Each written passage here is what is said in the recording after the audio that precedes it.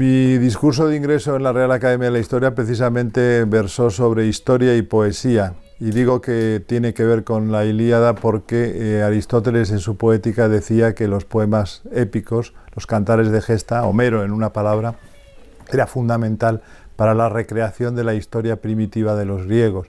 Y la verdad es que el hecho de que ese tendero maravilloso alemán que se llamó Heinrich Schliemann decidiera poner todos sus recursos para encontrar el solar donde tuvo lugar la guerra de Troya, me parece uno de los hechos decisivos de la historia de la filología y de la historia también de la historiografía europea. De modo que la Ilíada de repente cobraba realidad, se hacía realidad en la colina de Hisarlik, y eso verdaderamente a mí me ha emocionado siempre muchísimo.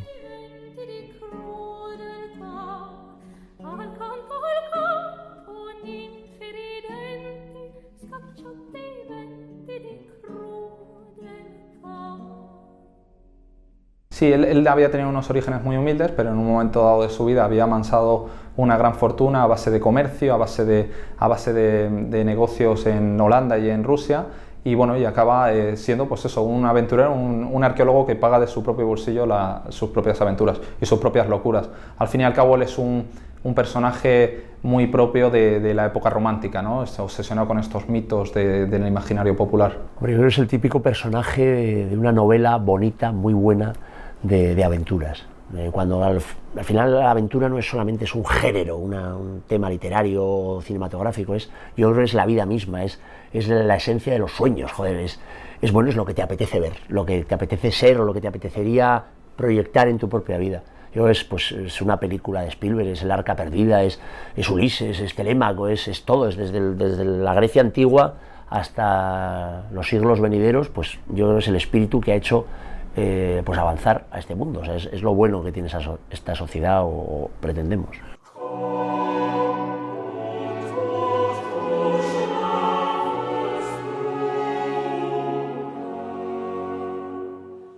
Entonces él se traslada a Turquía y acomete una serie de expediciones arqueológicas que, bueno, en su opinión dan fruto y dan lugar a una serie de objetos que demuestran que existió la guerra de Troya, pero que la comunidad de arqueólogos nunca ha llegado a demostrar que sea cierto, bueno, porque la comunidad de arqueólogos siempre cuestionó mucho sus métodos. Él pertenecía a una generación de arqueólogos que todavía tenía un poco flotando estas ideas, ¿no? Un poco precario, ¿no? Todos sus sistemas de arqueología. Entonces, él, por ejemplo, durante la excavación arqueológica arranca los primeros estratos, los descarta, porque considera que no son los de Troya, y bueno, eso ha hecho un gran daño a las propias excavaciones. Bueno, digamos, es una relación amor-odio.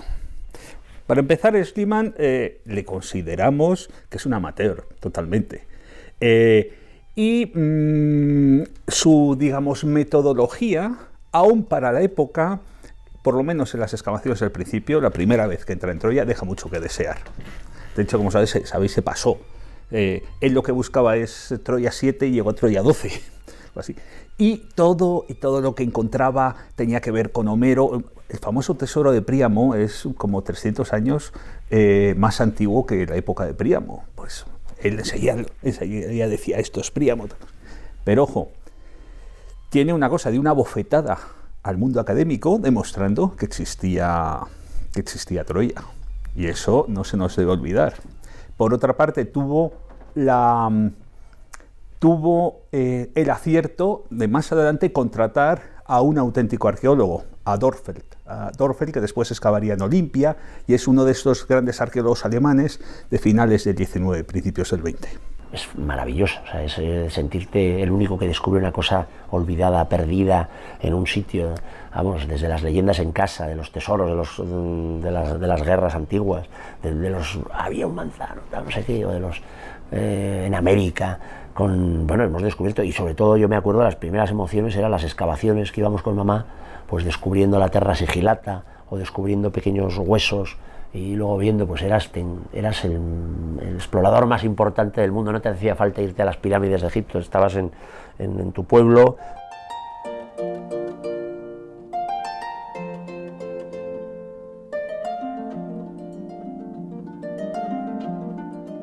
La verdad es que Ilíada y Odisea están siempre en todas las listas, pero yo prefiero la Ilíada a la Odisea, contrariamente a muchos amigos que dicen que la Odisea es el origen de la literatura universal y que la Ilíada, en cambio, muere estéril, que no hay otra cosa que sea la secuela de la Ilíada, sino que la Ilíada muere en sí misma, ¿no?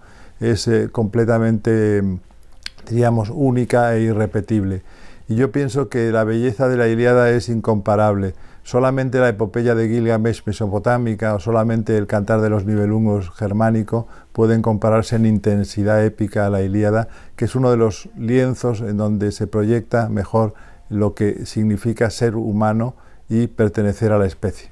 En el caso de la guerra de Troya, pues es también muy evidente la base real que puede tener este mito.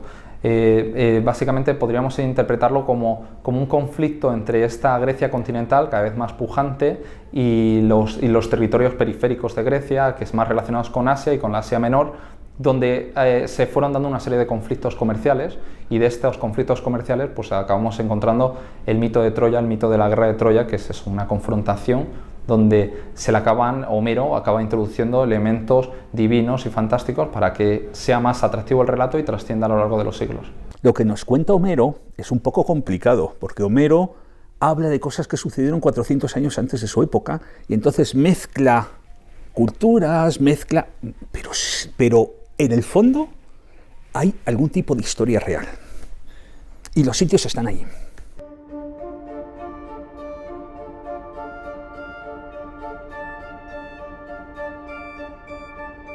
Si tú dejas de ser un niño, lo pone el Evangelio, el que no sea como un niño no entrará en el reino de los cielos. Pues yo creo que es un poco eso, es no perder esa inocencia, esas ganas, esas ganas de descubrir, de superarse, de no acomodarte y no hacer lo mismo, todos lo mismo, sino el mundo avanza porque hay alguien que no acepta las normas, no acepta las reglas y dice, oye, hay que seguir para adelante. Tipo esta figura que desde luego es envidiable.